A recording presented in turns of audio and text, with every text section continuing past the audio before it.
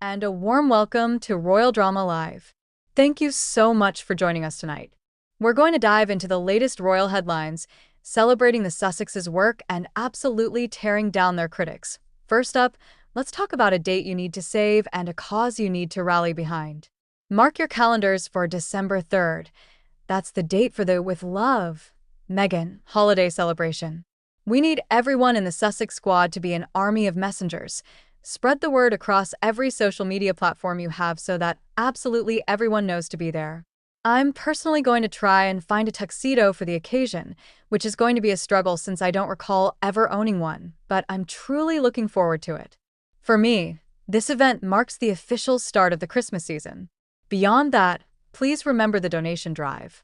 There's a direct link waiting for you on the Royal Sussex post. Just head to the menu, look up at the top where it says Post, it used to say Community, and make a contribution, whether it's un grande or un poquito, a large or a small amount. The important thing is to do something. The Archwell Foundation has already set the tone with a major initial donation of $50,000 to support Masaka Kids Africana. I was just checking the numbers, and it's incredible.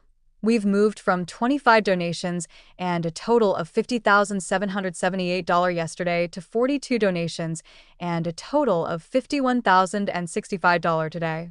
This is the squad in action. The link is going up at the top of the chat right now, but if you miss it, you can always find it on the community post later. I am always so excited to see what the Sussex squad can accomplish together. Now, speaking of the Masaka Kids Africana, let's look at the real-world impact the Duke and Duchess are having. According to an article from Feminine, this $50,000 donation came directly through their Archwell Foundation to support the Ugandan dance troupe that is featured in their next Netflix documentary, A Rhythm Within. This isn't just a publicity stunt. It shows how deeply they remain involved with the communities connected to their projects. The documentary's premiere is also a date to remember, December 9th. And don't forget the key detail, Harry and Meghan are the executive producers. This is an Archwell production, which fills me with an immense sense of pride, confirming their role not just as figureheads, but as serious, powerful producers. They initially discovered the Masaka Kids Africana during the early days of the pandemic, watching their viral video with their son Archie. I can just picture Archie standing in front of the television, jumping up and down, trying to follow the moves. A spokesperson confirmed that the family was following the group long before Netflix ever approached them about a film. The documentary itself follows the children of the Masaka region as they use dance to heal and form communities, a story shaped by resilience. Remember those two dates in December, the 3rd and the 9th. And yes, whenever someone asks if Harry and Meghan are producers, make sure you correct them. They're executive producers.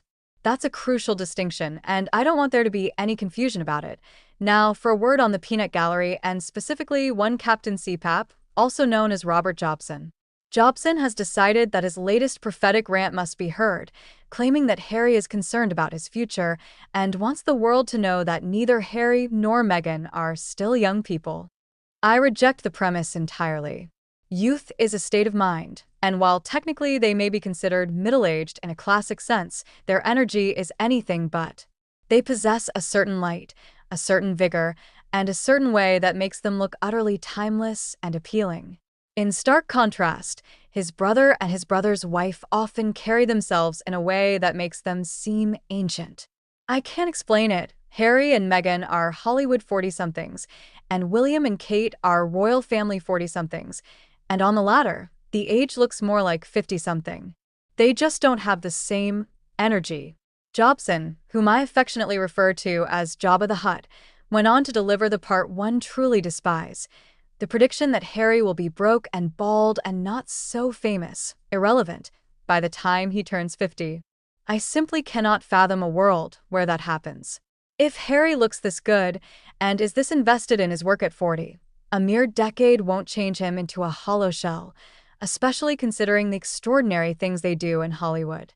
Harry is only going to get as old as he allows himself to be, and Meghan, well, she's practically a fountain of youth. Speaking of the gatekeepers of the royal narrative, let's look at the gaggle of professional critics, the fossils who meet up in a studio to spend the majority of their time prosecuting a case against Meghan and, to a lesser extent, Harry, all while pretending the Sussexes are irrelevant. If they're truly so irrelevant, then stop talking about them.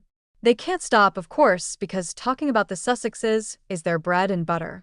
Look at Maureen, the albino assassin, who writes for the Daily Fail, and Meghan Kelly, something to do with a Barbie, I'm sure. One of their favorite pastimes, their usual diet, is being hypercritical of women of color, particularly black women like Michelle Obama, Oprah Winfrey, and Meghan.